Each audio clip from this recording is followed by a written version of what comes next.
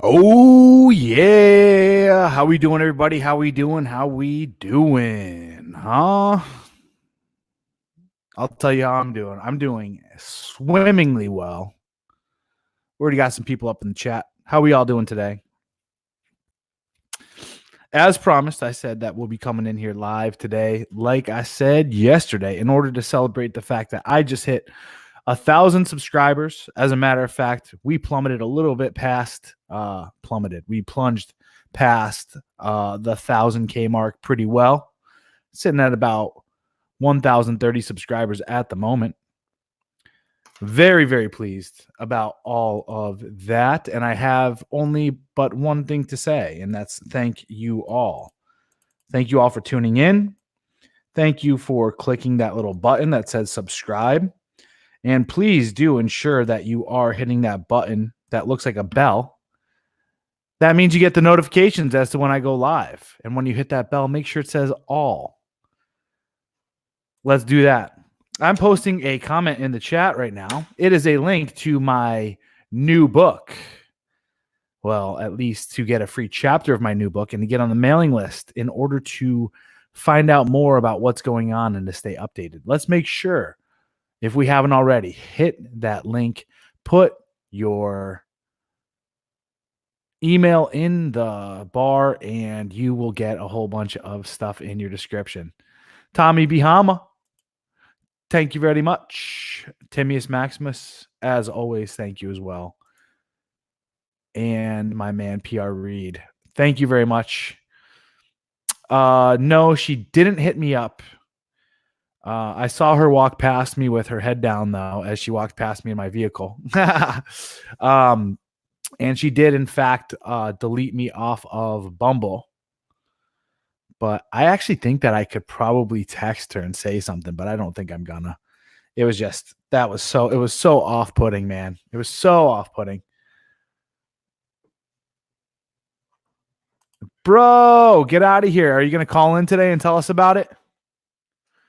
I'm gonna open up the phone lines here a little bit. At least, well, Zoom.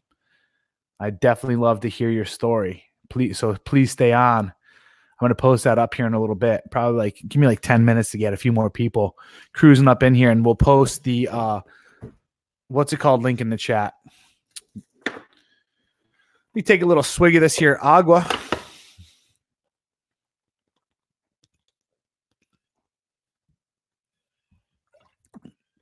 Actually, you know what, Brian?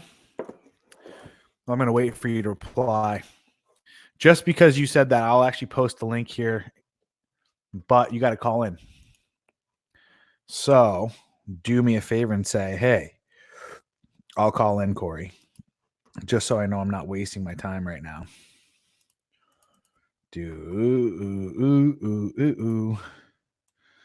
Yo. Copy. Sweet. All right, let's do it. IWC is Iboga Wellness Center. It means that Brian went and did his first Iboga ceremony last week. She sounds like she had the looks of a good lay, but her actions sound like she'd be a starfish. Wonder if she was just high or if she was intimidated or shy. Yeah, I guess you'll never know. I'll never know, at least. It sucks because she did have all the looks. She played it a certain way, man, and I was really excited. And based off of how quick she was responding to all my messages and how quick she was, she was even telling me this. So this is what happened yesterday. She texted me, no, don't go to SJO, go into Liberia. Fly into Liberia. It's literally 5 miles down the street from Liberia. So you don't want to go to SJO. Pay the extra money to go to Liberia. Yeah, she even texted me yesterday. We were supposed to meet up at 9:30, 10, I believe, or 9:30. And she was going to hang out with her friends and get some drinks and all that other stuff. And she texted me 8 o'clock and she's like, hey, I want to blow my friends off and hang out with you. Can we meet earlier? And I was like, yo, this girl is down. This girl's down. And then I show up and she's a fucking starfish in personality. And I'm like, oh my God, this sucks.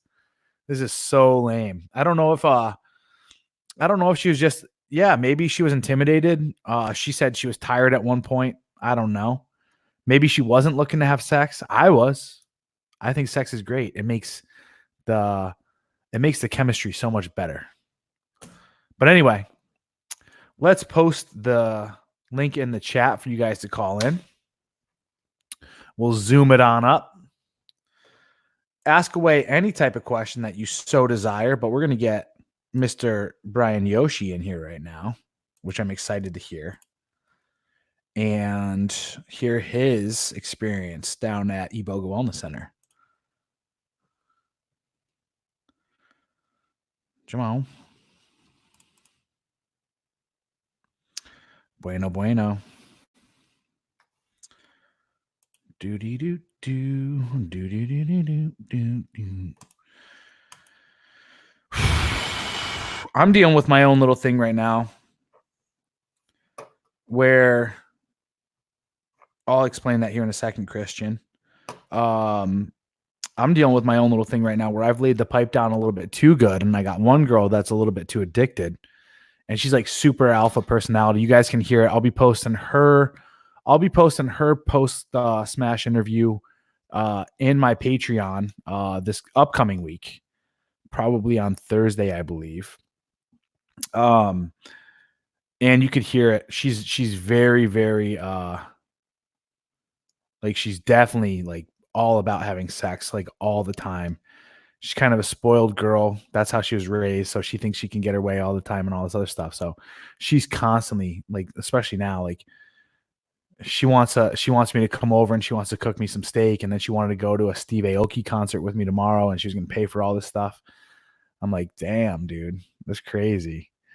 But I got stuff to do, man. I'm a busy guy. I can't be just dropping my shit for all that stuff.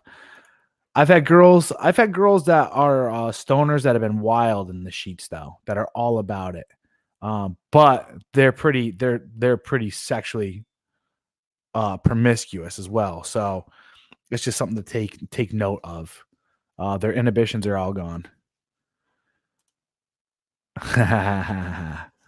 That's unknown. That part's unknown. Ayahuasca. Do you promote those ayahuasca treatment centers in Central America? I promote Iboga over ayahuasca. And let's hope, I think Brian himself, I don't know if Brian's on the air right now. I don't know who checked in. It could be Brian. Let me take a gander. Hello, hello. Hang on one second. Yeah. Who's this? This is Brian. What's up, Brian? What's up, man? How you doing? Oh, freaking great, man. Yeah? The Iboga was absolutely life-changing week for me. Tell us all about it. Give us a whole breakdown. The floor is yours.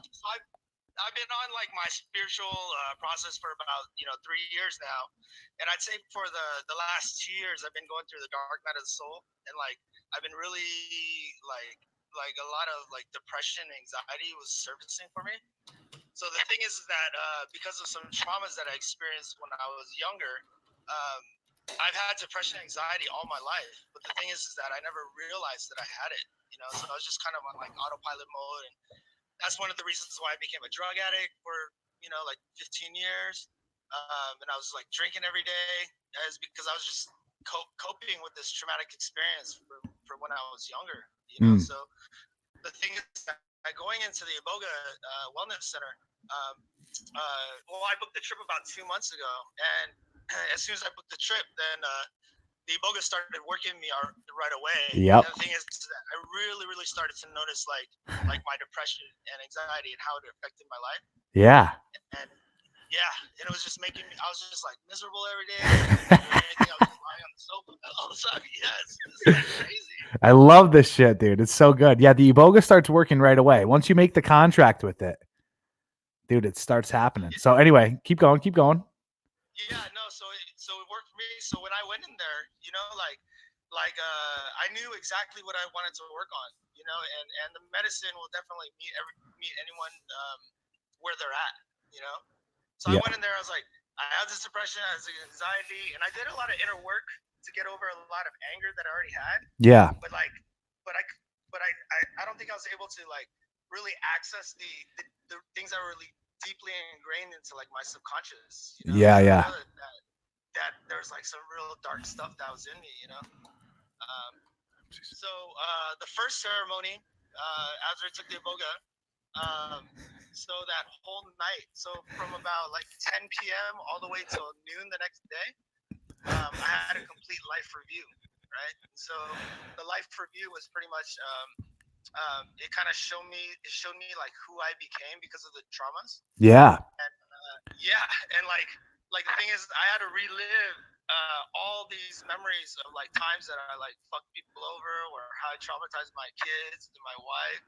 and people around me, from the present day all the way back to when I was a kid, and all these memories that came up through my subconscious. You know? Sure.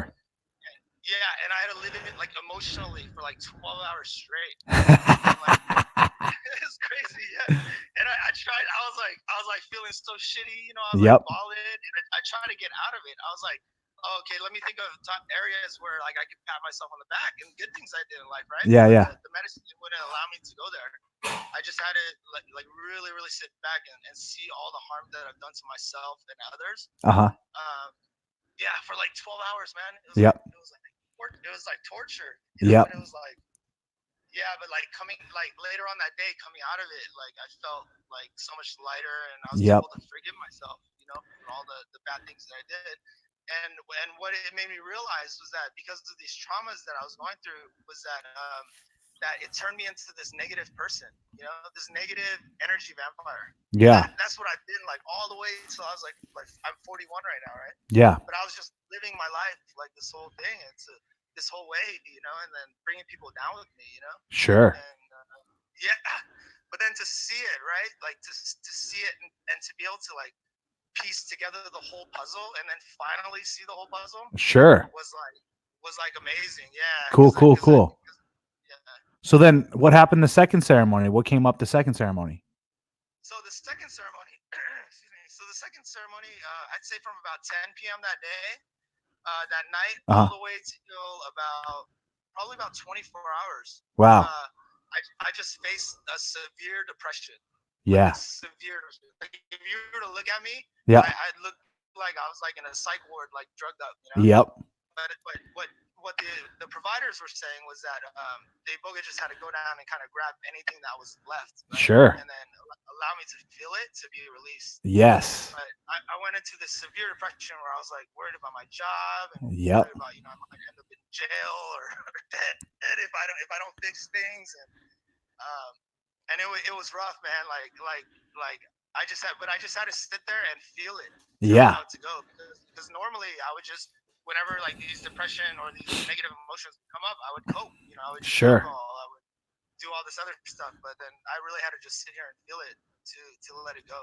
Now let's highlight how it's been since you've been back. So after you left, how's life been?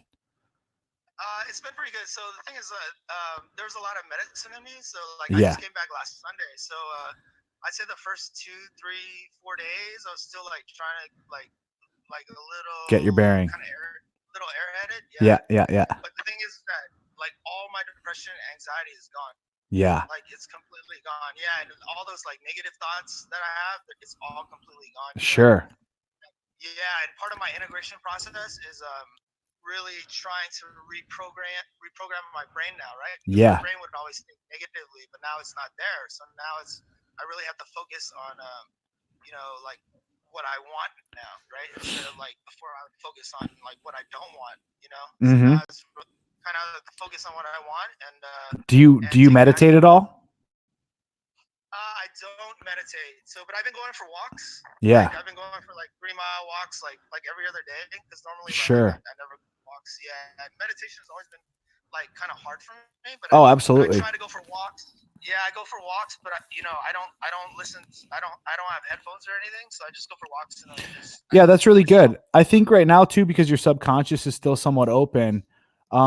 And here's, I'll kind of break down and kind of pick up what I feel like I'm picking up from everything that you've gone through, because this ties a lot into what I discuss when it comes to red pill conditioning, because the blue pill condition, or sorry, with the blue pill conditioning, the blue pill conditioning is based off of a mindset that you as a man are bad and that all those things that you've done are bad. So it's steeped in guilt and shame and fear. Those are the three main weapons of kind of this past life of this, all the stuff that you're talking about, right? And then the depression, what's cool too, is that you're able to see all this stuff and how it was run in your life as kind of like your guiding principles. It was a software that kept going in a loop. Does it make sense? Yeah. And that's why it was impossible to escape. But the cool part now is this. In order for it to get out of your system, it had to come up to your conscious mind. And that's why you had to, as shitty as it was, that's why you had to, in a way, live it all over again within like a 12-hour period each time. Because it needed to, in order to be purged from your system, it needed to come up to your conscious mind in order for it to be, I guess, eviscerated, so to speak. I'm very excited to hear how you're going to grow after this. And one of the things that I'm winding up towards is it also sounds like you still have a bit of a wounded inner child. Were you able to go and talk to your inner child at all during the ceremony? Not really, not so much. No shit. There was a guided part of the, there was a guided part of the journey. Yeah. Oops. But I was like, man, they gave me a lot of the medicine, man. So you're just gone. Yeah, I was gone. I was gone the second night for the guided journey. Good. But yeah, but I mean, I had to really like look at myself when I was younger and sure, like have love and compassion for myself, you know, and just understand that, you know, the situation, you know, the traumas that were, you know, it is what it is, right? Whatever I went through. Yeah, and you've worked through it. It's like, it's crazy because people spend 10 years in a psychologist's office, and you were literally able to just do it all in a week, going through 2 ceremonies, cleaning out all that shit. And I'm excited to see how things go from here on out. But the one thing that I would recommend, and I believe I have your email address too. I'll send you 3 guided meditations to listen to. You don't have to sit there and turn your brain off. You don't have to sit there in lotus position and chant Om or anything like that. It's just good stuff for you to hear that's going to be able to kind of like piece together a lot of the stuff from your upbringing. So it's going to be good. So I'll send you that after I'm done here. Okay. Yeah. What'd you think of, all right, because I know there's a lot of guys here in the chat too that are interested in going down to Iboga Wellness Center. How was it? How accommodating were they? How were the shamans? How did you feel in being there and all that other stuff? Like, tell these guys. It was amazing, man. Like the Iboga Wellness Center, like they're the real deal. You know, like when you go down there, you know that everyone there is like really nice, and the thing is like everyone that goes down there is a lot of it's for the same kind of reasons, right? Yeah. And the thing is, the providers that are there, they've gone through the same struggles and everything, but I mean, they're there to help with creating a really safe container. Yeah. And all the guests there, they're so open with each other.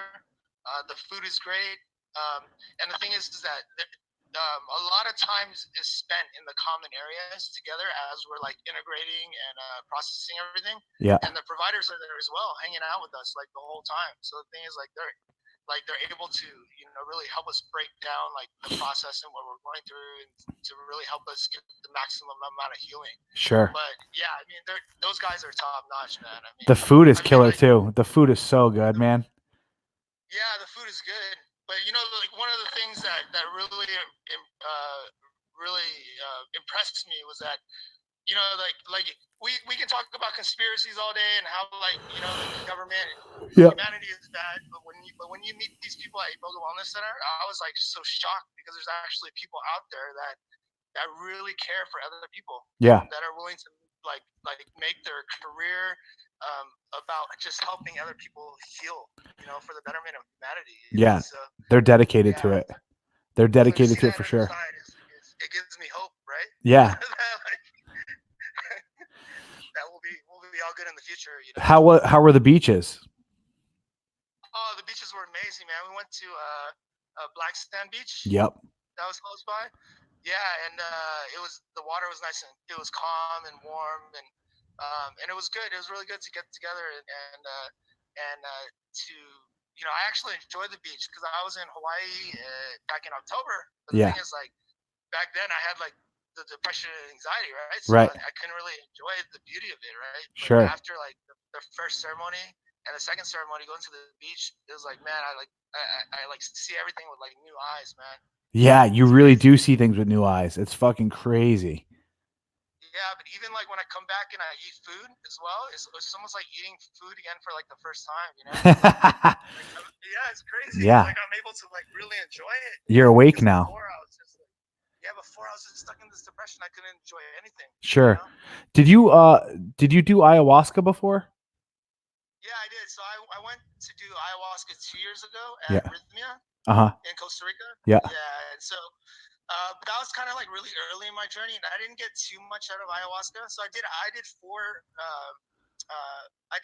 4 times there and 4 times since. So I've done about 8 journeys with ayahuasca. Sure. And ayahuasca was good. It kind of made things a little bit clear for me, but I didn't get any real like crazy breakthroughs or crazy purging out of it. Yeah. But also I did it the first time I did it was 2 years ago, and I don't think I was maybe ready yet to really let things go because I think I still needed to go through a little bit more suffering. Well, I think that's what ayahuasca does for you. Because even after I did ayahuasca 4 times as well, and I still had depression and anxiety, which I believe is still rooted in the feminine, especially for a masculine man. If you're operating from a feminine perspective as a man, it's bound for you to have the depression and anxiety because you're operating on the wrong frequency. So that's my theory on all of that. So you're saying though, just to kind of put it into perspective, that iboga is far more healing than ayahuasca. Oh, without a doubt. Yeah, it's way more healing than that. Way more healing than ayahuasca. Yeah, and iboga is very it's very masculine and it's very direct. It's very direct. It's like, hey, like you're not, this is what you did. This is what you shouldn't be doing. It's a father. That's what I say. It's I call it the best father that you could have possibly ever imagined having. No, absolutely. I 100% agree with that. Because it wasn't like kicking you in the nuts either, where you're like, you're a fucking piece of shit. But it's like, yo, hey, like, let's just show you some facts. Let's show you some reality. Like, do you want this anymore? And it's like, no, I don't. Okay, well, here's what you got to do to change it. All right. It's like, I don't know, man. I'm a big advocate of it for sure, as you guys could tell. Yeah, no, I think iboga is is a great teacher and a great healer, and I think anybody that's kind of on the fence, I'd absolutely do research and like just book the trip and then forget about it till the time comes and go, because the amount of gains that you can get out of it, the amount of clarity and things that you're able to release. I mean, for me, it's completely life changing. This is gonna, with the iboga experience that I have, it's definitely gonna swing the pendulum the other way. Because before I was just like living this negative life, but now like I know that I'm excited now. I'm excited for life now and moving forward in the opposite direction. Yeah, I feel you, dude. I'm very glad that you followed through with it, man. The cool part too is this. Was Gary down there at all? Yeah, Gary was there. Cool. I fucking miss Gary. I didn't get to see him the last time I was there. But he gave me the advice. He said, when you get back, don't drink alcohol anymore or limit it. He said the iboga will stay in your system for far longer. So I don't know if you're sober or anything like that or what your alcohol intake is, but my suggestion is to limit it as much as possible because you'll be able to, because you'll start to see it too, especially after this week. You'll start to see a lot of like synchronicities and things lining up in your life. And it's like, damn, this is definitely the medicine still working. It's fucking crazy, dude. It's so, I don't know. I'm a huge fan. I'm trying to get my hands on some more so I can microdose it. Yeah, I ordered some too. So you ordered some? I ordered some of the powder. Yeah. So I'll have to link yeah, up with you then on how to do that because I don't know how to. yeah, I can send you the website. It's Cool. ibogaworld.com. Iboga World. Yeah, ibogaworld.com. Cool. Yeah. Awesome. Cool, man. I got a question here. I think I gotta do Iboga by the end of the year or next year. First time I heard Corey talk about it, I knew I wanted to do it. Grew up with a single mom without a father, and I always yearned for him deep. That's crazy. Yeah, you're definitely going to get a lot of healing out of this because it's like the father that you never had, for sure. I believe. Would you agree with that? Yeah, no, absolutely, yeah, and I think I think a lot of things that are controls our behavior, right, are things that are in our subconscious that we don't necessarily have access to, right? Yeah. So I think like with Iboga, it'll really help us get into the subconscious to help us remove anything that's holding us back. For sure. Yeah, so I mean, if you're definitely thinking about it, I mean, I would just go book it, because at the end of the day, right, the best investment you can make is in yourself. I agree wholeheartedly. And as soon as you make the investment in yourself and you better yourself, your life's gonna get better. Everything around you is gonna get better. All your relationships, you're just gonna continue like going to that next level. So if you're on the fence, or I would just book it. I got a comment in here. Tommy Bahama says, what do you mean? How could a drug be the father you never had? And to that, I respond, not a drug. I'm typing it in, but a spirit. It's weird how to explain that, right? It's like you're not really doing a drug. You're tapping into something completely outside of yourself. It's not the same as doing heroin or doing meth. It's like, oh, man, it's fucking crazy how to explain this. What do you think? Yeah, I mean, I think because I think this works on like a spiritual level. For sure. Yeah. Yeah, and so it's just this plant medicine is opening you up to work with the spirit of the medicine. And I think it really tackles things on the spiritual world, and then it definitely comes down to your physical body and your mind and everything, and helps purge everything out. But I think it definitely works in Did you purge it all? I did not purge. Yeah, same here. But I had to purge emotionally, right? Yeah, so, same here. Yeah, absolutely. But not physically though. For sure. Definitely emotionally. Yeah, that's how it is with me too. I could feel it leaving me somehow, some way, but not through throwing up or anything like that. Yeah, cool. And they say with the purging, usually about 50% of the people purge. Yeah. With ayahuasca, right? I'd say probably like 90%. Dang. I know. With Iboga, it's about 50%. That's what they say. I never purged off of ayahuasca either, man. Oh, really? Never. Yeah. Oh, God. I don't know why. Yeah. Fucking crazy. When I was at Rhythmia, like the first 3 ceremonies, I didn't purge either. But then I think like maybe because I wasn't ready to let some stuff go at that time. Yeah. And then later on, I just purged. I didn't. Yo, I tried my second or third ayahuasca ceremony. I was like, all right, I need to do this. And then man, it's crazy. I just purged it spiritually. Like I went through the motions of trying to purge it all up, and it just kind of like came up in a different way. It was weird, but cool at the same time. Good stuff, dude. You would highly recommend this, or would you say to? Yeah. Without a doubt, man. Without a doubt. Yeah. It's especially if you're if anybody who's looking for healing, and especially if you know areas that you can definitely work on, or areas that are holding you back from reaching your full potential. Going there, doing the Iboga with these intentions to get over these things, to remove these blocks, and I think thumbs up for me, man. So. Sick. Cool. All right, man. Well, oh, fuck me on that shit. I'm going to have you hop off. I'm going to have somebody else hop in if you don't mind. And if I don't have anybody else, and I'll just keep spitting my thing, but I appreciate your call. And you got my email, so hit me up. Keep me posted on everything. For sure, man. Cool. Congrats, man. I'm really happy for you. Thank you. No doubt. I'll see ya. Good stuff, man. That was fucking so cool to hear. Oh man, I know first name, last name went down there 2 weeks ago. I know of another guy that's in this community here that's also going down as well. And then I have quite a few other people too that contact me and they're like, hey, I want to go down there. What do I got to do? So I know more and more guys in this space that are really looking into this medicine. I honestly truly believe it's the ticket, right? Like I talk about masculine rites of passage and initiation all the time. And I believe I think that's the initiation that men need to do, especially if you really truly want to be like full blown red pill integrated, so to speak. It's like I did my first one 2.5 years ago and I came back and that's when I wrote my first book right after that.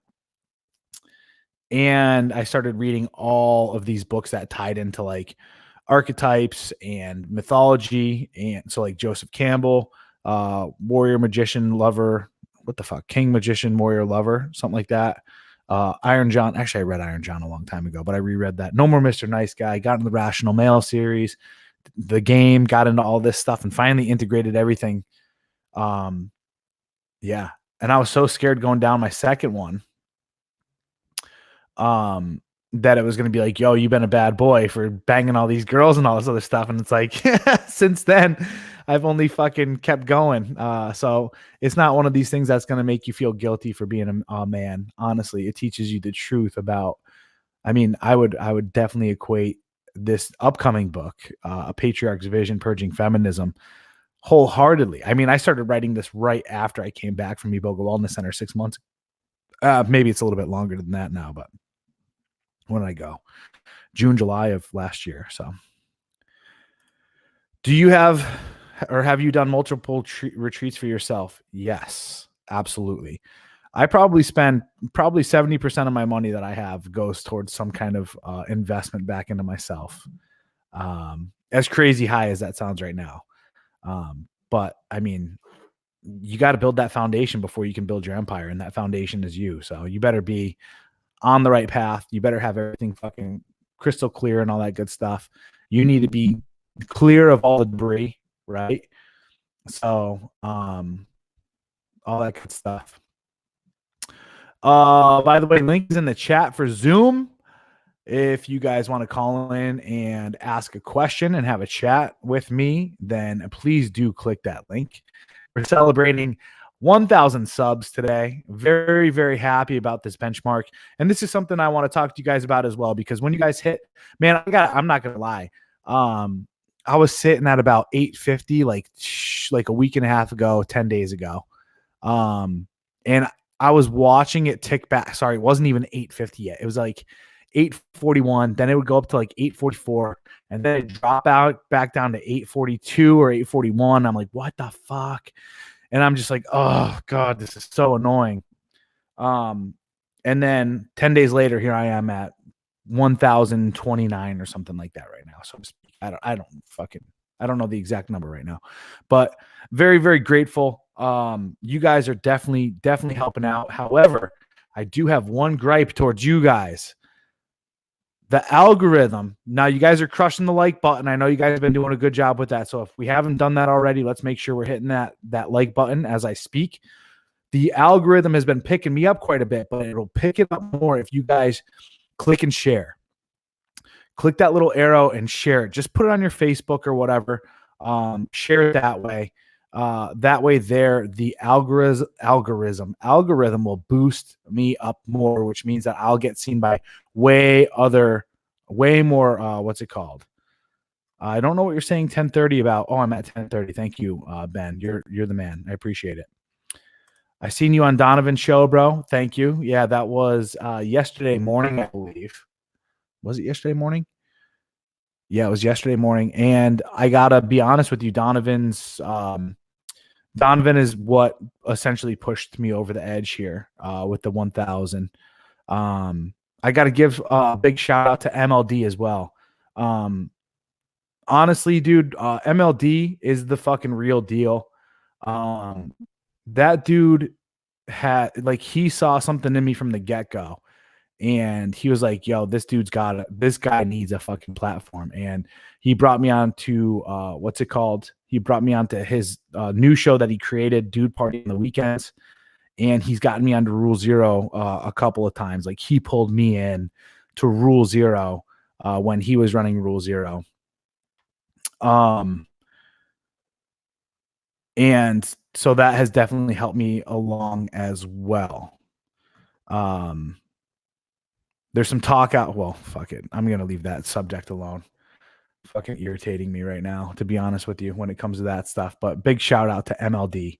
He's the real G in seeing potential and then investing in it instead of acting as though that this space is a finite thing and that the man you see before you is somehow going to take away from other people or take away from the space.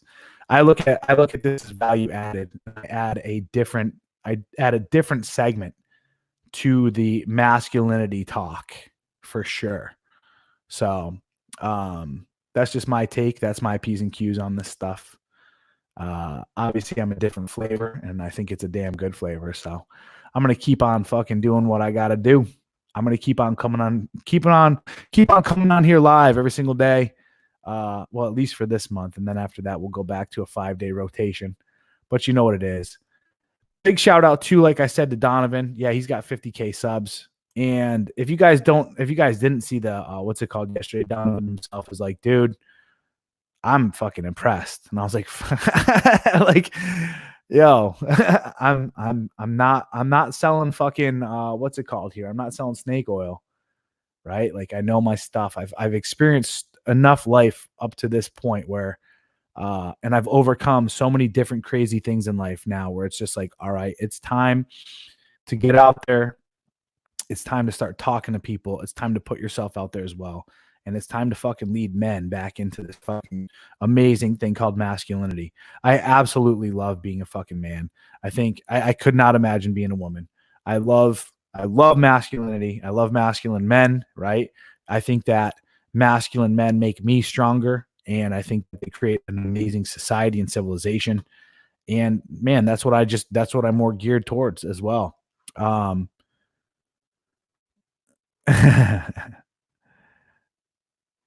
Thank you very much. Yeah, thank you. Yeah, we were just spitballing off one another too. It was fucking really cool. It was honestly like talking to a bro. I feel like it was crazy. Yeah, it felt like he and I had known each other for a long time, and we were just fucking on the same page and just like, yeah, dude, yeah. Like, it was fucking dope. This is going to be one interesting journey. Which journey are you talking about? Watching the stock of a God Amongst Men rise to the fucking top, or what? Or just how we're all going to fucking ride that wave too into creating that counterculture that I talk about. I think I'm hoping that's the journey you're talking about. Anyway, as I said, the link is in the chat right now for you guys to call in via Zoom if you so desire. Or don't be afraid to throw some questions up in the chat right now. I would love to answer. You don't have to come on the air if you don't want to. That's not a big deal. But I'm supposed to be answering questions today, guys. Any questions you guys have? I guess with that said too, if you guys watched Dude Party, I gave a little bit of a story of my night last night. You guys could tell that I'm pretty active when it comes to dating and fornicating and all that good stuff. And last night I swung for the fences. We were talking about it a little bit earlier with the girl that I went on a date with, but I'll give you guys a full-blown story. So, cute little Mexican, cute little Latina, about 5'1" with a fat booty, long black hair, and I was like, dang, all right. Fake nails. She wore like a lot of neon. She openly admitted that she smoked a bunch of weed, and all her photos were like of like EDC and going to like festivals and stuff. I was like, this girl's down. And she sent me all like responding to my messages like super fast. She's sitting here telling me on the app, she's like, oh my God, like this is probably the best conversation I've ever had with anybody off this app. She's like throwing it out there. Get her number. I text her the next day, like I always do. She tells me she doesn't have any plans going on, especially for Valentine's Day. So I'm like, ooh, Let's do this. So get the digits. I text her earlier in the day.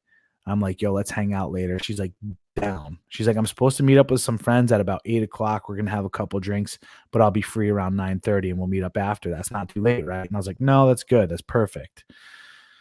She texted me at 8:00. She's like, hey, my friends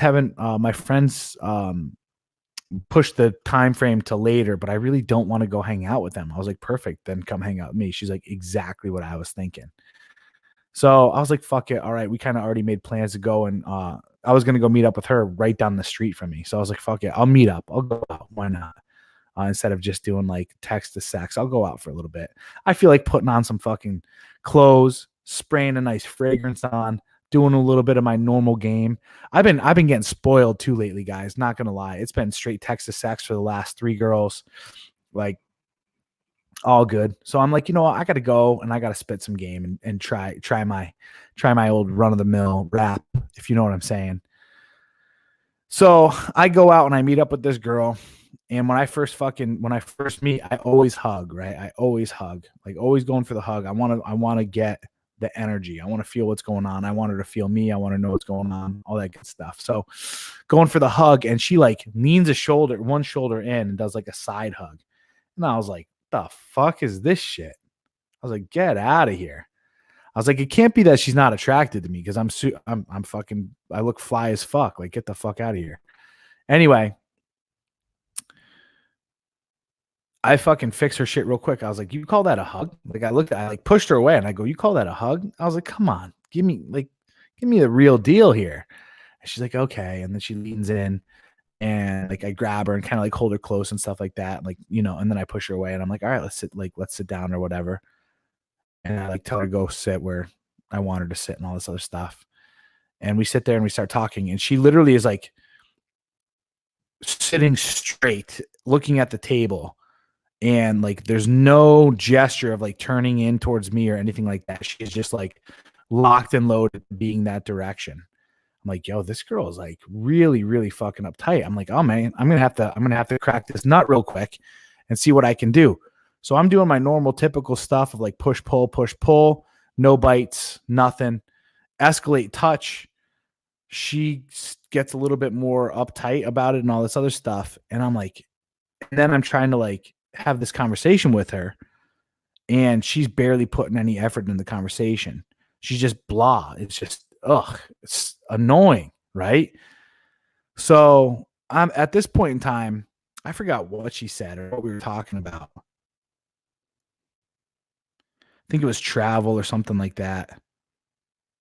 And I was just like, you know what? I'm fucking pulling teeth here. That's what it feels like. I was like, there is no attraction whatsoever. I was like, I don't care how cute she is. I was like, I don't care how much momentum I have right now of picking up 3 different chicks this week or whatever. I was like, fuck this. It's like, this sucks. This is a waste of my goddamn time and energy. So I just looked at her and I go, yeah, you know what? I'm not feeling this. I'm like, I'm going to head out. And she just goes, okay. Like nothing. Like just, okay. Yeah, get her smelling I tried to get that fragrance work in there too. I was rocking the fucking number 10. The one that fucking Max Seduction. Anyway, nothing was working on this girl. So I was like, fuck it. I'm out. I'm not about to spend another fucking minute with this fucking Grinch. You know, I don't know what the fuck is up her ass, but I'm out of here. Fuck that shit, guys. Seriously, if she is not compliant, get the fuck out. Right? 18 minutes, guys. I checked my watch. 18 minutes from the time I fucking entered into that space to the time I was out of there. I was like, no. I could already feel it. Already understood the direction it was going to go. She wasn't going to try to work into my frame. She was going to try to pull some bullshit on me like, we need to wait 3 days. That's really what it came down to, was she was going to try to pull the old 3-date trick. And that's why she was being so uptight about stuff, is because she saw it, right? She's like, oh my God, this guy's attractive. Oh, this guy is not your typical fucking whatever. So she put fucking bitch shield 1000, right? And she was like, I can't give any ground because I need to stick to this whole what's it called? I need to stick to the 3-date rule so I don't feel like a slut. Because she's probably been going around getting run through by fucking Chad, Tyrone, and all these other dudes that are telling her, come on over and smoke it up with me, right? Because that's what she talks about in her bio too. She loves smoking trees and all this other shit. It's like, get that fucking shit out of here. I'm not dealing with that stuff. If you're not gonna play by my rules, if you're gonna put those kinds of fucking boundaries on me, see you the fuck later. This is what most girls don't understand. For me personally, like, it's crazy because when I meet girls and I sleep with them the first night and it's good sex and she's fun and she's like submissive and fits into my frame, and like I said, it's good sex. Yo, I put them in rotation. I put them in rotation for damn sure, right? Like, I'm not going to give that up. Right? Unless, like, of course, unless she starts pushing my boundaries. But I like women like that. That's me, right? I don't like it to be hard, right? I like women that are easy to give in a way. Not easy, but you know what I mean? Like, not hard. And I like girls that are into sex and that are willing to submit. So I'm not going to throw you away. Right? I'm not going to just be like, fuck out of here. I'm not going to fuck you once and then say goodbye. Like, if you're a good girl, you're a good looking girl, you're good in bed, you already got a shoe up. You already got a leg up on these other girls. I'm not going to toss you. But when we go on a date and you're going to be this way, I got no time for that shit. I got no time for your stupidity. Plain and simple. Like, I am not going to fight with you. I'm not going to argue with you. I don't give a fuck. Yeah, you put the good ones in the stable. Rick Torres up in the house, my dude. Motherfucking love this guy. Tommy Bahama, too. I love you too, brother. And then Philip Franklin, we all know is a G. So, yeah, you're absolutely right. Most guys would have stayed there. They would have tried to win her over. They would have tried to figure out what was wrong with her. They would have tried to convince her somehow, some way. And they probably would have ended up like buying her dinner or fucking buying her drinks. I didn't spend a single fucking dime, guys. 18 minutes. I grabbed my keys. I said, yeah, I'm not feeling this. I'm fucking out. I'm out. See you the fuck later. And the cool part is when I went back to my car, I got to see her walk past me with her fucking head down. Like, yeah, that's right. That's right, you fucking idiot. You just turned down probably the highest value guy that you've come across in a long time because you wanted to play this little snooty fucking brat game. Like, fuck you. That's immature bullshit. I don't deal with immaturity well. I do not deal with immaturity. Like, you're fucking cut. You're fucking cut. See you later. Next. Right? That's that abundant mindset, guys. Yeah, you're 100% right. They would have qualified to her instead of having her qualify to them. Guys, the best word, like, this is the shit that I'm trying to teach you guys right now. The best word that you could ever say to a girl is what? Let's hear it in the chat. The best word that you could ever say to a girl is what? I'll give that some time to catch up because this is going to work into my next point. Thank you, Philip Franklin. Thank you, Tommy Bahama. That's what I'm talking about. You say fucking no. You should be saying no 70% of the time or more. The next thing, guys, is this. If you're a man of value, your time is important. Your time is very, very important. Your purpose is the most important thing, right? Yo, I don't have 4 hours to spend trying to convince this girl to go to fucking bed with me. No, I don't. I came home last night. I fired away a few emails, fixed a few things. I got some shit going on with my website right now. I'm building my new website, CoreyCapella.com, right? I got a whole bunch of other stuff. I'm like, yo, I'd rather be sitting at home building my goddamn empire than dealing with fucking little Susie Q over here who's got, dude, you're 29 years old. You've been run through and you think that you're going to you work a basic ass corporate job, right? You go home every single night and you fucking smoke your weed to make yourself feel fucking better about your life. You've never traveled anywhere in the world except for fucking going to these goddamn festivals like a fucking bum, right? And you're going to try to lock me down? You're fucking crazy, bitch. You've already given it up to fucking Pepe and fucking Paco and Tyrone and all these other motherfuckers. I don't think so. Your value, your stock is plummeting. You need to be selling that shit to the fucking highest bidder right now, right? And if someone's knocking on that door, you better be fucking opening those doors like hand and foot, offering goddamn, what's it called? Foot massages at the end and fucking putting a goddamn mint on my fucking pillow as you leave. You know what I'm saying? Like, Get the fuck out of here. I'm dealing with a lot of that bullshit lately too. These fucking, especially these black women, dude. These sisters up in here, 38 years old, 41 years old, sitting here fucking trying to act like, oh, they know better now and putting all these fucking rules and restrictions on dating and all this other shit. It's like, bitch, no. Like, I am way higher value than you now. You cannot come up in here like, as an older woman, your best bet is to sleep with someone right the fuck away. Knock them off their fucking ass with your fucking servitude. Hey, do you want me to fucking clean up your room? You want me to do your dishes? I'll fucking scrub. I'll get Ajax out right now and scrub your goddamn shower.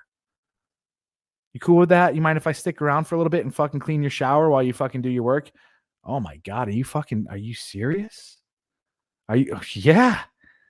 All right. Hey, listen. All right. I'm all done. Let me fucking suck your dick real quick. Fucking swallow your load.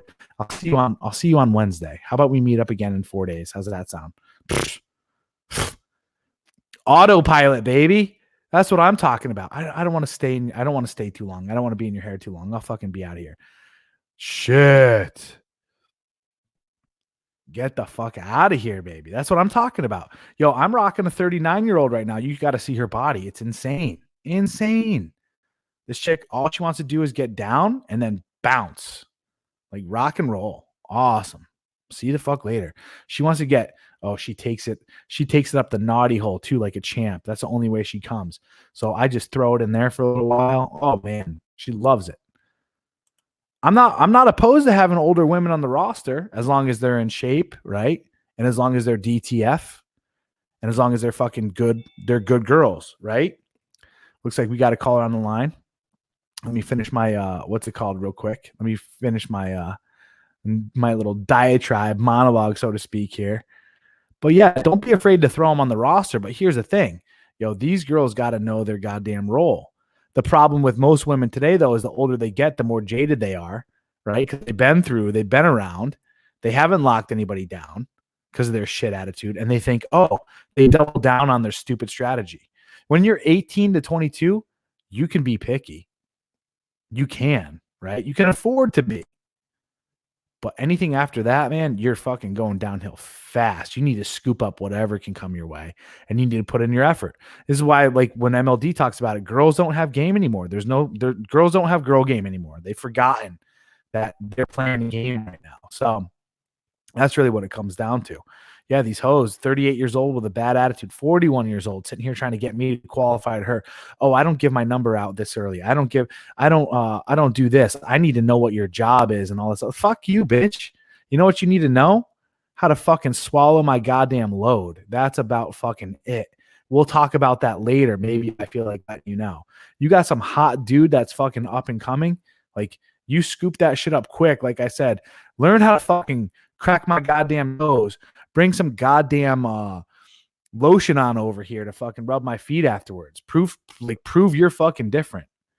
You know what I'm saying? And put some Andes mints, some Andes chocolate mints in your fucking bag. Put that shit on my pillow like a fucking 5-star goddamn resort. You're downhill, baby. You gotta put in the work. You gotta be subservient. Anyway, Rick Torres, we got you on the air, yeah? Yeah, brother. What the fuck is up, my dude? How you doing, Your Highness? You know it. You know it. What's good? Just getting ready for tonight, man. What are you doing tonight? Part two. I gotta meet one of the other girls that that I didn't see yesterday. Good man. Pick a name out of a hat. Good man. I want to talk about the rotation thing you were talking about. That's basically how I have it now. I have 3, and they all kind of hit me up the week before Valentine's to see like where they jockeyed into place. And I kind of just, I wasn't pressured to do anything, so I was just kind of like playing it by ear. And the thing is, like, I have the 3, but I'm always sourcing to get another one. Always. I'm always trying to get, and that kind of keeps them, trying to get in my attention, And the thing is that they know that the time that I spend with them is important, so they all try a little harder. Yeah. my heart with you. And they know that they're competing too. You portray the fact that they're not the only one. Exactly. So the girl I'm seeing tonight, she was a little upset that I didn't get to see her yesterday. So Good. I told her I'd go by and hang out with her. And she's like, "Oh, we should go out to eat." I said, "No, relax. Let me get up there first, and then we'll figure it out." Let me work up a fucking appetite by beating your goddamn guts. How's that sound? And then afterwards, we'll go and get a burrito or some shit, right? Yeah, exactly. And I like the way you handle that too with that girl, because a lot of these girls too, if they see that you're thirsty for them, then they try to take the lead and they try to like play all these games, and just letting her know like, hey, I'm not into you. This isn't working. Yeah. It's one of the best things you can do, because then they look and they say, oh wow, he's gonna leave, and you just leave and don't even bother. My goal next time, and I was a little bit harder like during the summer, before the winter. I was way more cutthroat with my girls. And I'm thinking maybe it just has a little bit to do with the season right now. But I realized too last night, I was like, man, excuse me, I've gotten a little bit gluttonous lately. Just because it's been coming so easy. I'm like, I gotta get back to being cutthroat. I should have been way harder on that girl. I should have been way harder. Not, and this is what I mean, guys, is it should have been like, I should have said something way earlier, like, yo, is this how you act normally on dates? Are you usually this cold? Are you usually like this, or is it just me? Like, I could have done something to spark something up. And if she responded in a shitty way, just grab your keys and go. Like, nah, I'm good. Yeah. We're good. But I love the way that you sense that too. Like when you were with her, you were getting all the signals, like her not hugging you right away the way you wanted. Yep. You can tell she was a little uptight. Yep. And guys have to know how to read that, the person right away, because you're wasting your time. You could be with someone else. I think that's actually what set it off too, to be honest with you, because I think she's the type of girl that likes to get away with things in relationships.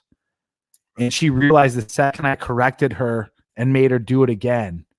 Like, it wasn't in a bad way, but in a way, what she kind of realized subconsciously, this really hit her insecurities, right? She's used to getting away with being insecure and being able to be all over the place in her relationships with guys. And with me, it was like, yo, this dude's got a direction. Like, he's got all this stuff. So she had to make a choice. And that choice, her moment was to continue to be a little fucking insecure brat. You know what I mean? So, but she didn't have the balls. She didn't have the balls to snap back though. So in a way, what she was doing was she was shutting down in order to try to make me appease her and make things okay. She wanted me to back down from pushing on her boundaries. And it was like, I don't do that. I push your boundaries. You don't push mine. Because I'm better for you. I'm better for you than you are. Right? I'm better at leading you in the direction that you need to go in life than you are. Exactly. Yeah. Exactly. What were you saying? They gotta show you that they want to be there. For sure. Show you that, because you can easily just the way you handled it was perfect. I mean, I just leave, just be like, hey, listen, this ain't working. I'm out. Yeah. And I'm sure she probably didn't expect it. No. She's probably used to a lot of guys tripping over themselves to try to keep her around. Sure. And she was a cute little baby too, man. Like, who wouldn't want to oil that fucking brown little booty up and take it for a ride? But she was just gonna keep me on a fucking leash, right? And trailing me around until she wanted to. And it's like, nah, I don't do business like that. I'm the Don, baby. You know what I'm saying? I'm the Don and I'm the Don. Like, you kiss this ass. Exactly. We are the prize. Yeah, exactly. Yeah, Johnson, Tommy Bahama saying what's up, by the way. And he's saying, motherfucking Jon Snow, baby, throw your bitch ass off the wall. Exactly. Comply or fly off of that wall. That's how I am though. I am fucking cutthroat. I am cutthroat with everything, right? I'm gonna hit you up after this too, because I want to talk to you about some shit personally, but because I'm that way too when it comes to fucking business. When it comes to all this stuff, like, hey, motherfucker, like, recognize my fucking value, recognize what I bring to the table, And if you're too fucking blind to see that shit and you don't want to fucking, if you don't want to get into bed with me, I don't fucking know you anymore. Exactly. There's so many other fucking opportunities out there, guys, but because you've gotten your fucking little peepees all fucking twirled up and being like, yo, I'm going to have sex with this girl tonight. It's like, I got to keep on trying. Maybe if I just do this or I do this, it's like, you're better off fucking just cutting, just duck and run, man. You know what I'm saying? Exactly. Yeah. Next level game, quick game. I like that shit. Yeah. This is fucking Rick Torres, Josh. Jesus Christ. You can't tell when fucking Poppy's on the line, bro. That's right. Bro, I'm banging this fucking Puerto Rican chick right now. Oh my god, she's bad. Oh my god. She's Does she have bad. a sister? Huh? I gotta get out to your neck of the woods. Does she have a sister? Fuck. We could take them salsa. This girl is dirty. It is so sexy. I never expected it. Never expected it. The thing about Puerto Rican girls is that one, they're very fiery, sexy wise, but they're crazy jealous too. Oh, for sure. They got fire in their blood. It's like Filipinas, man. They got that same type of fucking Spanish in them. They got that fiery Spanish in them.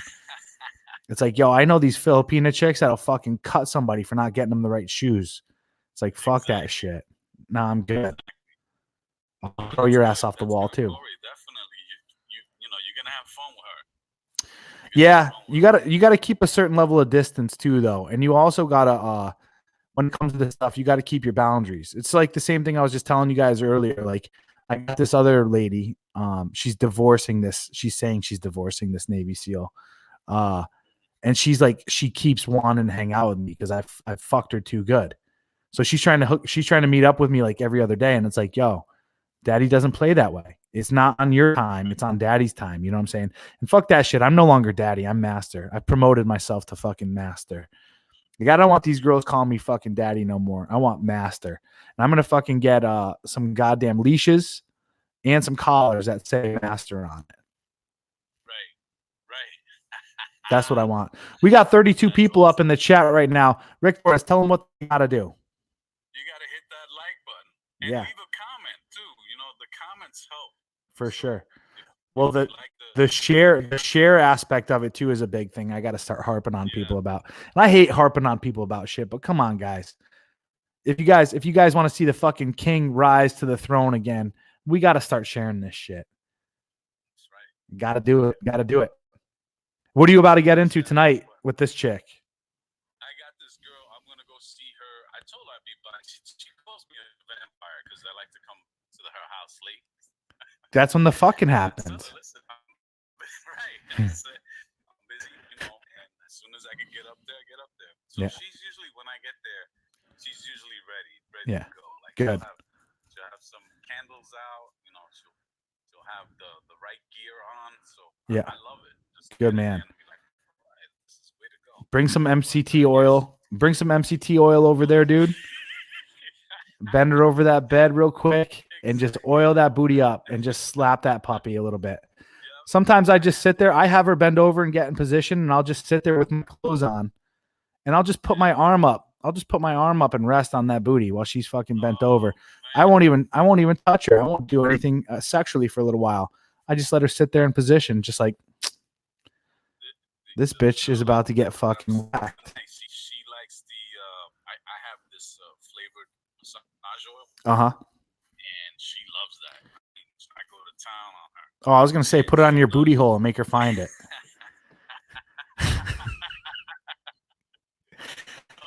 I haven't had girls do that in a little while, but I know AMS is a big fan of making girls lick his butthole. So yeah, well, I pass on that one. You don't let girls lick your butthole? It feels all right. It's just good to know that she's willing to do it. There's nothing special about it. It tickles a little bit, but I had one chick try to put her finger. No, that doesn't happen. Pinky, and I was like, Yeah. If you put it in there, you may lose it for life. Yeah. First and foremost, Josh is freaking out in the comment section right now by saying that I need to tell you that he says hi.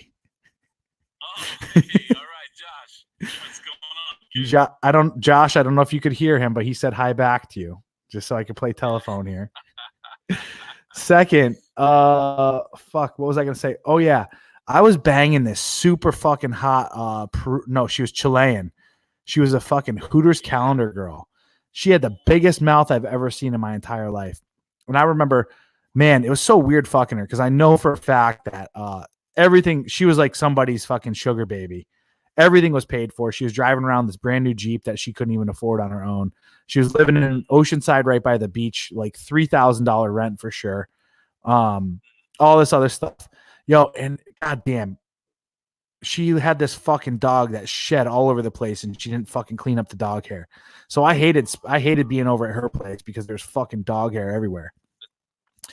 But I remember one night after a night of going out, I think I was drinking at the time, so I only had a couple of drinks that night. Anyway, we go back. She's had some. She's wanting me to put in her butt and all this other stuff. And she's going down on me. She's sucking on the boys, and I like and stroking the old Thor's hammer. And I feel her tongue start working her way down my taint, and I was like, all right, yeah, I can get down on this. And then I feel her hand leave Thor's hammer and start working its way down my taint too. And I go, hey. And she's like sitting there licking. She like looks up with her fucking, big smile or whatever. And she smiles and I'm like, no, don't do that. And then she starts moving her finger down a little bit more. And I go, I will punch you straight in your fucking face. Like serious, dead ass serious. And I just see her eyes go like this. They go like, whoop. And then she just goes right back to fucking doming me up. I was like, that a girl. I'm not fucking playing around with that shit. Yeah, most chicks are dirty as fuck, man. It's because they've never been taught that for every action there's an equal and opposite reaction. There's consequences for actions. It's just like every girl believes that they're a princess and they should have these fucking maids and all these other people fucking serving their beck and call just because they got a fucking pussy. It's like they're fed that narrative since they're young. Yeah. So they start to believe it. For sure. And then with all the media and the movies and everything nowadays that is pro this, pro that, pro woman this, pro woman that. A woman can use work a jackhammer. You can do, they have this twisted thing in their head where they think they're just as good as men. Sure. As far as doing the type of things that we normally do, So, yeah, it's weird to see women do that stuff, but yeah, I work through it. Bro, I think all girls secretly want to play with dudes' booty holes. They all try that shit. I wouldn't say all. Just the super freaky ones. Birds flying around, cleaning up their shit like Disney princess. Yeah, exactly. Mm-hmm. Yeah, all of them expect to be pampered. You're absolutely right. They do. For some reason, they all believe that they're entitled to that shit. It's fucking crazy. Yeah. Cool. Actually, what's up? I was waiting for. I met a girl in the bank about a couple weeks ago, and I gave her my number. I told her, listen, call me when you're free, and I didn't hear from her. Mm-hmm. So my brother was saying to me, what's up with the girl? I said, she hasn't reached out to me. Yep. And then he says, are you gonna call? I said, no, I shot her a text, like just a passing text, nothing intense. Mm-hmm. She responded, but it was kind of like almost like generic. Yeah, lackluster. Said, fine. And I said, okay, I'm leaving her alone. Keep it moving. If she's interested, she will reach out to me, and then I'm gonna make her work for it. For sure. I normally wait like 3 days after that, and I'll send something out, and I'll kind of like not shame her, but I'll let her know that I didn't approve of her attitude. I'll say something along those lines. Right. In order to try to get her back on the hook, right? Because my distance would kind of let her know that, and then I'll solidify it.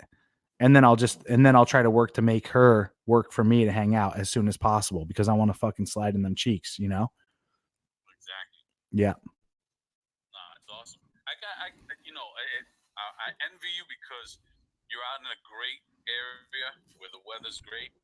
And women are, because I have to, in New York, I have to wait for spring and right. summer. Right. So it's like it's good in a way where I can get to work on myself until the one that comes out. So that's always a plus. But I would love to be in an area like where you live. San Diego's beautiful. My game plan is to have some property here that I can come back to, but I want to get some spots. I want to get a spot in Scottsdale super bad now. That's the place I want to go to. Yeah. I loved being out there in Scottsdale. The girls were super hot. The weather is fucking nice. The laws are great there as far as I'm concerned. And it's gonna be the hub for what I'm trying to create as well with the retreats and all that other stuff too. Price-wise, like rental property. Oh, Scottsdale is expensive as fuck. There's a lot of money there. There's a lot of money in Scottsdale and Phoenix right now. But it's not terrible. It's not terrible. Yeah, I love seeing Tommy Bahama out there. I love seeing all the dudes out in Scottsdale. That was a fucking great time. Great time. Oh, that's cool. Yeah. Yo, Corey, hit me up, man. Yeah, we'll do. I'll hit you up right after this. Hey, listen, when you hit me up, what are you going to do, Instagram? Yeah. Okay, cool. Then I'll give you my number. Cool. Sounds good. All right, brother. Yep, see ya. Yeah, Scottsdale's way more expensive because there's a lot more money there. For those of you guys that want to call in with any questions, please do click the link and we'll go from there. Or if you have any questions, go ahead, post them directly in the chat as we continue our 1K sub Q&A, celebrating the fact that I hit 1,000 subs. This channel hit 1,000 subs, and that I'm a motherfucking king.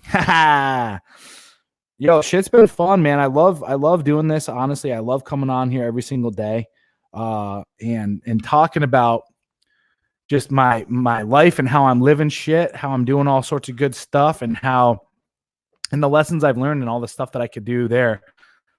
I wish I could talk fucking fragrances a little bit more, but you guys got to go to my Patreon for that now. Smelling this, man, I'm still not a fan. Fuck. I wish. Anyway, with that said, I got a nice little rotation right now, but I'll tell you what, I am always hungry. Always hungry for strange. And I'm even on the prowl for it right now as we speak, seeing what's going on. Ooh, let's see if we got anything going on here. Yep, she hit me back. Hella over it today. What the hell is that? Oh, work. Ew. Who this be?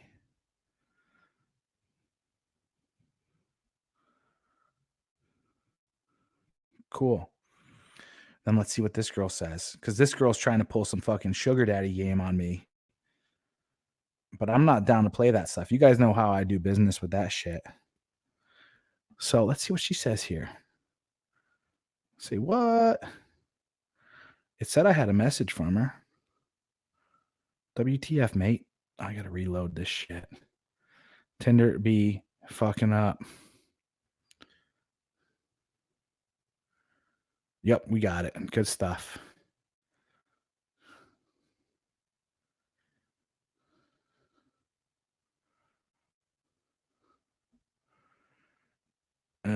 Damn. I was hoping for tonight. No dice. It's all good. I got a fucking meal prep anyway, because tomorrow, as we all know, WarTribe, we got from 5 to 7 p.m. our webinars. If you guys aren't in the WarTribe WhatsApp texting thread, hit me up, email me at agodofmen@gmail.com. This is only if you're part of WarTribe. The WarTribe site is down at the moment just because we're doing some renovation, so to speak, on it. So it'll be down probably until Monday or Tuesday. So I'm going to have to text the link to the meeting in the what's it called? The WhatsApp group. So just be aware that that's what's going to be going down. Just had a Hectorius. I thought you were going to buy that online dating course. What happened there, buddy? I didn't see anything go through. Got to call you out on that. Corey, how do you deal with girls that complain about not spending enough time together or accuse you for being a player? Well, I don't listen to their complaints at all because that's a shit test. They want a man that is constantly doing his own thing. Women love that competition anxiety. What they're trying to do is get you to feel more comfortable or get you to make them feel more comfortable. And the reality is when you make a woman feel more comfortable, she actually loses more desire for you because familiarity breeds contempt, and you gave into her. You supplicated to her, right? You changed your lifestyle for her. You got rid of that mystery. So I put the kibosh on that type of attitude or that type of question by, in a way, just either one, avoiding it, right? Like I don't answer when a girl says something. I brush it off. I'm like, you see me enough. You see me plenty. And then I remind them, I'm like, you're dealing with a busy man. You're dealing with somebody who is building his own dreams. You know the type of person I am. Don't put that pressure on me. Like I put it back on them. Like, don't be selfish. Don't put that pressure on me. Right. So it really makes them kind of like sit back and understand. Now, a girl that accuses you of being a player, you can agree and amplify. My girls all know that I'm a player though. In some way, shape, or form. Right. All I ever do when they say stuff like that is I just smile mischievously and I fucking laugh about it. And then maybe I'll just tell them that they're cute or whatever. But yeah, most of my girls they know that they're on rotation and they know that I got other girls. And that's kind of what it comes down to. And actually, believe it or not, they love it. They love the fact that that's it. If you're worried about it, right, then she's not right for you, right? Because she's going to try to lump you in. So you got to establish some boundaries, create some distance. Don't give them any attention. That's the other thing that you could do too, is if this is via text, don't answer that text and then wait for them to text you again and be like, what are you doing? Right. So you could do that.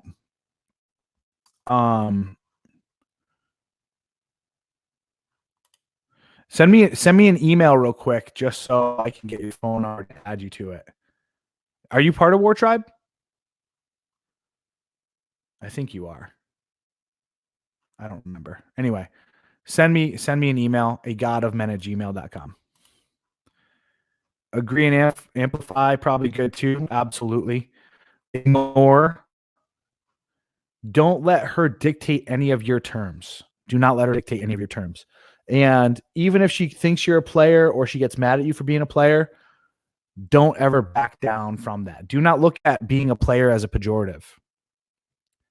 When you do, and you try to explain to her or you try to explicate things or you try to like reason with her, you lose frame by trying to make her feel okay about it. That's her journey, man. That's what she's got to go down.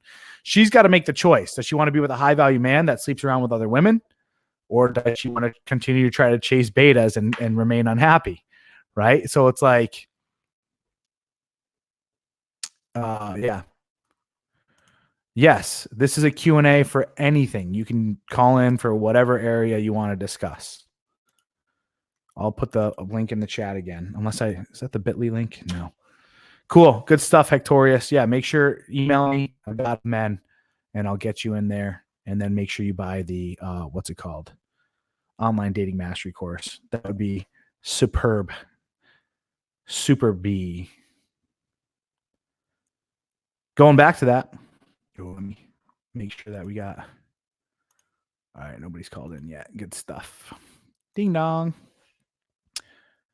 Hi, Corey. What type of music are you into? I'm a singer-songwriter, and I'm trying to write songs that incorporate my new red pill lens. I've talked about this a little bit. I'm more into like instrument. I fucking, believe it or not, I still love me some dubstep. I love trap. I listen to rock every once in a while. But I don't, believe it or not, I don't listen to a lot of music. I really don't.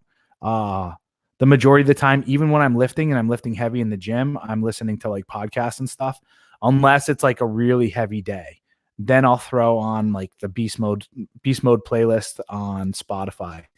And that's usually about it. So that's my take on it. But I'm more into like the instrumental / electronic stuff. Hang on one second, I'll get to you. I feel depressed and I've been battling with suicidal thoughts lately. Any advice? Meditation, magnesium before you go to bed, as well as melatonin.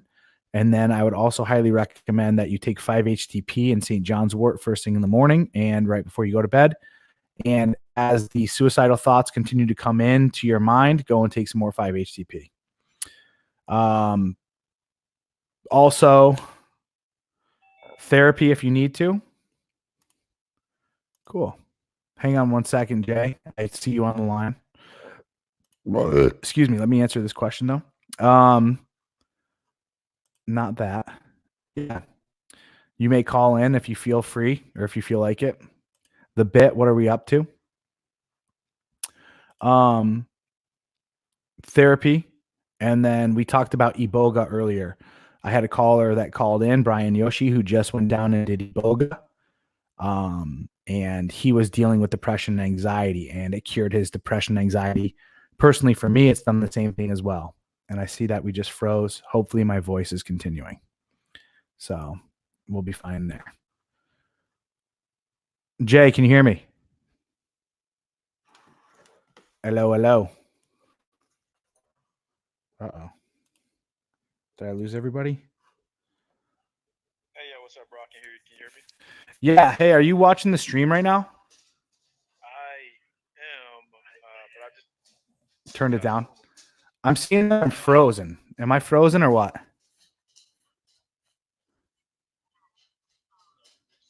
Or can you hear me? yeah, I can hear you now. I just exited out of the stream. Sure. I didn't know if the stream was, if you could hear me on the stream or not. Yeah, I'm sorry about that. I had a double plan, so I had this echo going on in the back. Yeah, don't worry about it. You're good. As long as people can hear us, that's all that matters. You guys know what my mug looks like. So what's up? What's the question? Yes, sir. Just on the doing your thing. Happy to see where you're going, man. Thanks, dude. Good stuff, man. I wanted to kind of switch the topic if possible. I've been wrestling with something that I want to pick your brain on. Let's hear it. Are you familiar with Ayn Rand? Yep. Have you read any of her work at all? She has influenced a good amount of my writings, more specifically, Live Your Best Life in 30 Days. Awesome. That's right. So, talking about masculinity, I think that one of the biggest issues that we're facing now is that the masculinity has been hijacked by the feminine imperatives, and men have been taught to sacrifice for money, which later bleeds over to all women. Right? Mm-hmm. I think that if a lot more people subscribe to Ayn Rand's thoughts on objectivism, which is basically like a rational selfishness, which is I can't do anything for anybody else until I got my own shit together. Correct. I wanted to get your thoughts on that. I think it's similar to Rollo talks about mental point of origin.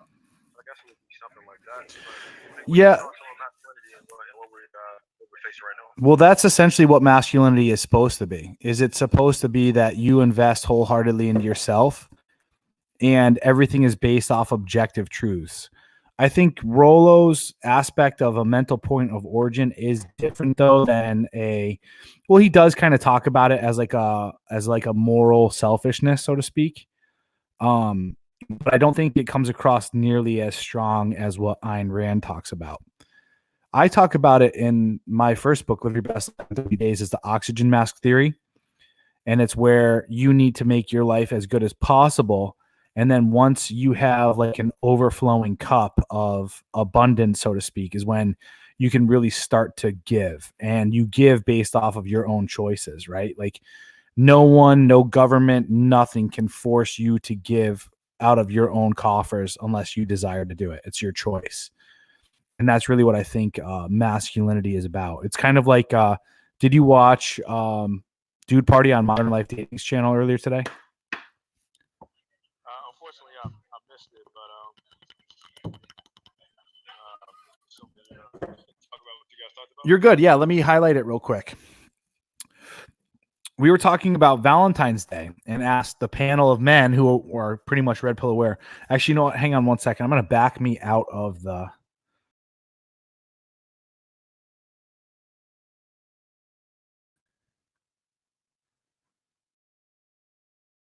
Ad. Huh.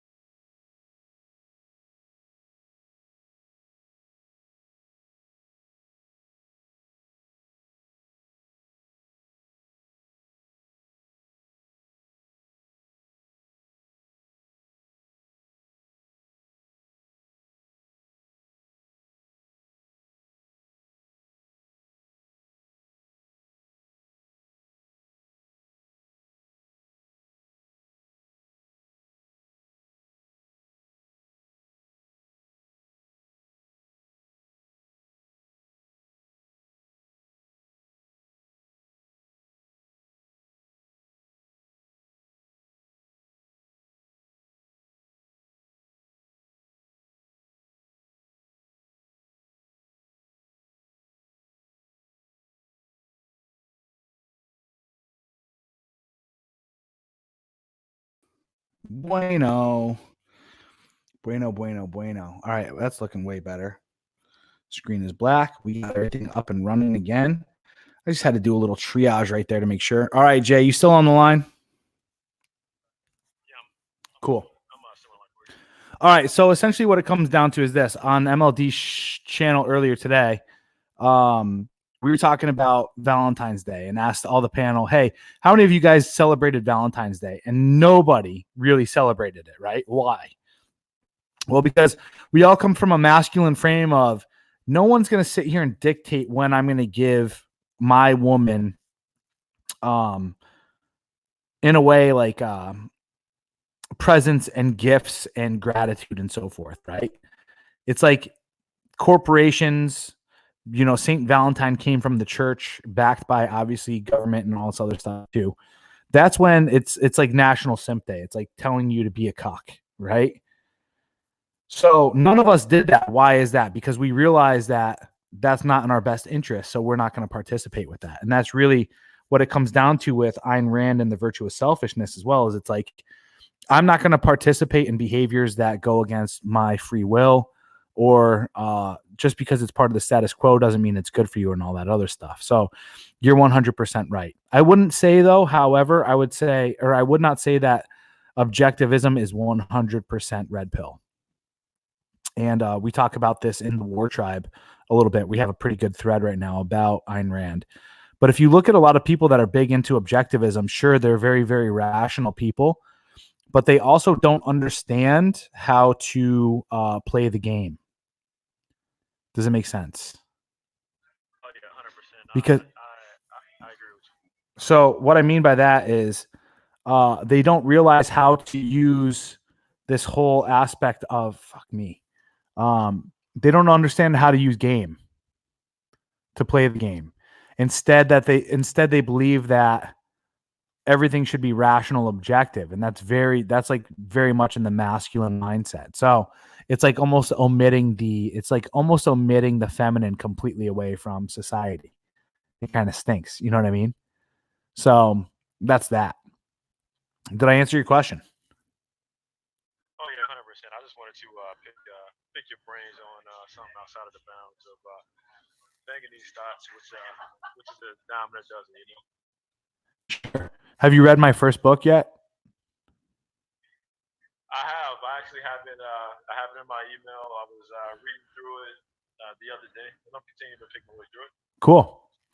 Yeah, you should see a lot of I mean, obviously, as we all know with Ayn Rand, she got a lot of her philosophy from Aristotle. So very Aristotelian. I'm big on Aristotle. I'm also I read a lot of Nietzsche too. I've been looking at some of his works. Yeah, the only downfall with Nietzsche is, as rational as he is and understanding a lot of things, he's still also too nihilistic. where there's like no hope, right? It's like essentially that's black pill. Black pill's like, here's how things are. Fuck it. Let's just dive off the deep end. Like, let's go into the abyss. Let's fucking go into a black hole and end it all. You know what I mean? Yeah, 100%.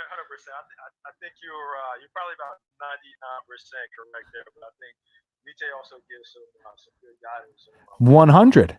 I think he's got some great philosophies. Like his understanding of will to power is every single human being's drive and determination for sure. Everything we do, especially when it comes to game, is a game. We're all gaming the system somehow, some way.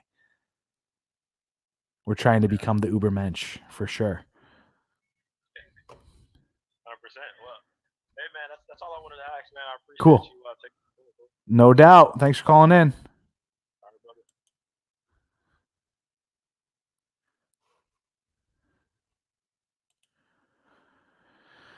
All right, brother. All right. With that said, oh man, we dropped a lot of people mainly because of that fucking what's it called, huh? Yeah, Ayn Rand is not one to look at, and I don't know if you've ever heard her speak either, but she's in the words of Stefan Molyneux, she is a smoky vixen. Oh man. Okay, you're good. You're already in better position. If you don't have kids, then put women out of your mind right now. 100%. If everything is a game, we are all Machiavellian. Yeah, well, we're all light triad and we're all dark triad. Just trying to play the game of figuring out how to maximize it and balance it so that you're not too much of one thing. Because if you're too much of one thing, then it's going to tip the scales and it's going to lead to some level of tyranny. Right? So the game is to balance all of those out. Hang on one second. I have talked, but nothing anyone says to me is any good enough. Is that as far as like psychologists? Is that what you're talking about? I got to keep scrolling up to get back on board with this shit. I get alpha rage sometimes though. Frozen. What's alpha rage? Like when Wolverine lost his temper because the truck wouldn't start, so he beat it with a shovel. Yeah. No, and I also used to have suicidal thoughts and behavior. You have to treat it. Don't let it fester. It gets worse. You need to talk to someone. Okay, that's what he's talking about. Iboga will cure it. I 100% believe that. So that's it. But take into consideration everything I've said so far. St. John's Wort 5-HCP, meditation, especially inner child meditations. What else did I say in there earlier? Magnesium and melatonin before bed. Should balance out some good stuff. So you're working on transmitters, you're working on some neurotransmitters and a whole bunch of other shit there too as well. Red pill rage, we all go through it, but it's so much better on the other side. Yeah, you got to go through. The only way out is through. Only way out is through. Shit, where is that? Cool. I will be closing the phone lines down in 2 minutes if no one else wants to call in. So I will give you exactly 2 minutes to call in if you guys are looking to do a call in to get some advice on anything. Oh, what else is new? Kind of feels weird coming on here every single day because it's like, I lay it all out there, but I always got some new shit going on. I always got some new stuff going on. Every day I'm making changes. I just hired a new coach. I'm not going to say in what department because I'm hoping that it'll be noticed, right? But I just hired a new coach and I'm very, very excited to see what is to come in the next 8 to 12 to 16 weeks for sure there. What else? Obviously, we all know that the Patreon is up and running right now. I've actually got a few people that have become patrons. I'm very excited about that. Man, it's so crazy because it's like, I feel, man, this is, I'm not going to lie, this is hard work. It's like kind of gut wrenching because like every day you're kind of like pouring so much out and like hoping to get some stuff back. So when even when I wake up in the morning and I see like that little red fucking notification bell on YouTube and I see fucking comments and stuff like that and people appreciating, or I see the numbers picking up, or I see more views on my YouTube channel, or I see people buying my online dating mastery, or joining WarTribe, or joining my mailing list for what's it called, for my new book. If you guys aren't aware of that one, in order to join the mailing list to get a free chapter, I'll post that in here because I don't need to be posting the Zoom link anymore. Is it Shift? No, not Shift. It's Control V. You dummy. Join that. I'm sure most of you guys are already on that mailing list, though. We should be getting that free chapter out too again this week, actually within the next couple days. And then a few more key announcements as well as far as the book is concerned. Dun, dun, dun. So that's what's going on. Life is busy. I'll tell you what, man, this is like, obviously I don't work a fucking corporate 9 to 5. I'm making my own damn schedule. I'm doing everything I can in order to turn this into a business, so to speak, on top of obviously create wealth and many, many other environments. But this has been fun. This has been a true wake up call that I can do this. As weird as that sounds, like, because most people will be sitting there and it's like, you need to go and you need to work a job. You need to be doing this. You need to have a like safe and secure, steady source of income coming in, right? You need to have a boss that's going to structure your workload and the hours that you work and all this other stuff. And you need that routine. And it's like, this has been the most freeing thing, so to speak, in my eyes, that fuck, I can be my own damn boss. I don't have to be glued to like working these set hours other than from 4:30 to approximately 6 p.m. every day. But that will change too. I mean, that will change as well as this means of production starts to increase and go in different directions and stuff. So it's crazy. This has been a true test.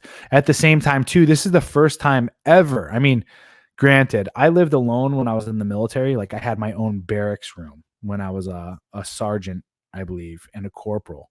But that's still not the same of living on your own, right? This is the first time I've ever lived on my own as well. I have my own place, right? So I'm running my own damn business. I'm doing all this other stuff. I'm influencing people. I'm coaching. I'm doing X, Y, Z, right? And then I have to take care of my own damn self by going to the gym, going to jujitsu, fucking doing acupuncture and massage and all this other shit. Then I got to fucking take care of my own goddamn diet, right? So I got to meal prep and I got to do all that other shit. And then I got to fucking clean everything and I got to pay for it all. It's like, yo, this is no fucking joke. It's no fucking joke, man. I see why simps out there are looking for a woman to come in their life, because it takes some of that load off of them, right? But goddamn, I would much rather be in my fucking boat right now than trade that shit in for what all these other fucking sillies are doing, right? It's like, keep on working hard, keep on working hard, and it's going to pay off. I'm reading this book right now, The Compound Effect, where it talks about, I mean, think about this, guys. 10 days ago, I had 850 subscribers. Now we're almost at 200. We're almost at 200 subscribers more today, 10 days later, right? I got more and more people fucking hitting me up, telling me, I mean, one of the best compliments I saw was from fucking Tommy Bahama up in the fucking chat saying, yo, I'd rather see you than Rich and Rolo. Like, you know how much that fucking means to me, man? Like, honestly, that's fucking huge. That's huge, right? So fuck, dude, that's my life. The fact that you guys are sitting here bearing witness to it every single day. The fact that you guys heard my story on MLD's channel the other day. If you guys didn't go and see that episode, what is it? Interview with a Man 202. I believe that was Monday, right? Like, I've lived it. I've lived the fuck out of life up to this point. People, I meet women right now and they're like, there's no way you're 34 years old. Like, people want to see my shit. Like, my shit. They want to see my ID and stuff, and I never give it to them. I fucking love it, dude. I love it. I appreciate that. Yeah, you know, I hate to be this guy right now, and I'm not trying to be a fucking cocky asshole, but there's there's a lot of people that are seeing that as well. That's just the reality of the situation, which is okay. The space is going to evolve, and it's going to evolve in the right direction, I believe. Where the fuck was I though? Yeah, I've been through it all. And that's the other thing too, is these girls will meet me and other people will meet me in general. And they'll be like, you're way too goddamn wise to be 34 years old. And it's like, well, the fact of the matter is I've also done everything completely contrary to how everybody else has shaped their life. Right. Like I've been alone. I've never been married. I've never been engaged. I don't have fucking kids. Right. I've gone and joined the military. I've pretty much ran away from my upbringing. Right. I don't talk to those people anymore. I don't talk to anybody I grew up with. I went and changed my life completely. I went to fucking war. I traveled all over the goddamn world. I've saved up fucking asinine amount of money at 27 years old and spent it fucking all on a business that failed. Right. And then I recovered from that shit and I fucking hit rock bottom with suicide and suicidal ideations and fucking depression and anxiety. And I learned how to fucking cure all that shit all on my, there was some assistance along the way, but very little, right? I learned how to do it all on my own. And I realized the realities of life, like fucking crazy shit, right? And then from there, I picked myself back up from being fucking homeless and completely fucking broke. And I put a roof over to the point now I'm living all by myself, paying for my own goddamn rent. I'm doing this shit every day, right? This is just me highlighting a little bit of my story, not trying to fucking sit here and be like, oh guys, I'm the manliest man ever. But like, that's the origin story, right? That's how I got to where I am right now. So it's like, I get it. There's people out there that can question and sit here and be like, yo, this dude's 34. How the fuck can he be doing this? There's got to be something. There's got to be some inauthenticity, or he's got to be hawking something or whatever. It's like, man, I got to see life from a fucking completely different perspective. And then I went and did these fucking crazy I explored the fuck out of consciousness, went deep into this fucking dark rabbit hole of exploring the universe, so to speak, like shit that most people never fucking do. And I came out the other side with like this knowledge. And it's like, yo, that's crazy. That shit's crazy, man. You're fucking crazy, man. Right? So here I am on the fucking internet every day, just fucking spouting off. It's actually pretty fucking dope. And I got another book I'm about to release, like fucking crazy. Like I'm going to look back when I'm fucking dying and just be like, dude, this life was fucking sick. I tell a story to people about this too. Man, I remember I was with Force Reconnaissance, and we were doing a fucking jump op in Wendover, Utah, and we were doing hey-ho. So I was doing high altitude, high opening. We had to pre-breathe. We had to pre-breathe oxygen because we were going up in like 18,000 feet where they're not pressurized, right? Obviously, you have to have the bay door open so you could fucking jump. So you have to have a mask on with oxygen, and you have to fucking saturate your blood with oxygen beforehand so you don't become hypoxic. And when you go up there, we're jumping fucking first and foremost. The first one we did was during the day, but then the second one we did was like pitch ass fucking dark at night. Yo, you guys should have seen me. I was fucking geared out like the fucking craziest kooky fucking Navy SEAL you could ever believe. We got the chute on. I got a tank on one pouch that's being fucking wrapped all the way up, and I got my helmet on, right? And I got my fucking oxygen mask on. And then on the other side, my M4 strapped on me. We got all of our we got the kit. And then between our legs, we have our fucking drop bag, right? Our kit, everything we got to do in order to go on patrol right after this. And we're sitting in the fucking bay waiting for the goddamn C5 to show up and do all this other stuff. And you're fucking sweating your ass off and you can't move because you got fucking 200 pounds of gear on and all this other shit. And you got to waddle, like you literally waddle like a fucking penguin to get up into the fucking C5. And then you're sitting there and you're waiting to fucking take off and you're climbing all the way up to 18,000 feet and all this other shit. And you're like looking at the guy to the right and the left of you, and we're fucking miserable. We're miserable. Like in that moment, you're fucking sweating your ass off. You're just like, I want to get this goddamn jump over with. I want to make sure my goddamn parachute opens up. I got fucking all this gear all over me. I can't fucking move. right? It's like, fucking just annoying, right? Super fucking annoying. And I'm sitting there in that moment and I'm just like, all right, change perspective, so to speak. I'm like, this is miserable. This sucks and all this shit. But I think about it. I'm like, you know what? 5-year-old Corey, 5-year-old me would be looking at me right now in just utter awe. Like, that dude is fucking so badass. And then I was like, you know what?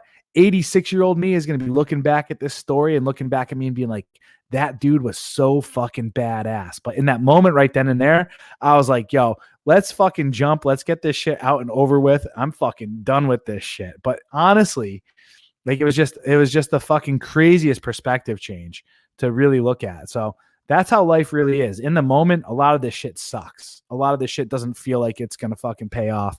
A lot of it doesn't feel like it's building into your story or fucking doing anything for you. But, man, it's fucking just insane to look at it like this. Like, crazy. It all pays off, I think. It's all interwoven and intertwined. But anyway, with that said, guys, I'm fucking up out of this bitch. I was a paratrooper too. I feel the pain of combat jumps. Had to jump with a rock and a 240 Bravo once. Almost died. Yeah, it's not like, yo, these fucking guys make it look like it's so cool in all these fucking movies and shit. It's miserable. Almost everything you do in the fucking military is miserable. All that super cool shit, miserable. But from the outside looking in, you're like, oh my God, that shit's fucking so cool. Nah, it is not cool. Especially when you're on your fucking 100th jump. You've already done it. And it's like, well, we got to keep going. It's like, fuck, this is fucking annoying. Then you got to land and pack your own chute. And oh, God damn it. It's fucking, I wouldn't trade it for the world, though. Honestly, would not trade it for the world. Anyway, with that said, guys, happy hunting tonight. If you guys are going out on the prowl, wear some fucking condoms, oil that booty up, and pull that shit out on the way out, guys. All right. With that said, oh, man, that's all I got for you. Fuck it. You guys know all the shit you got to do. Yep, that's it. Adios. Take care.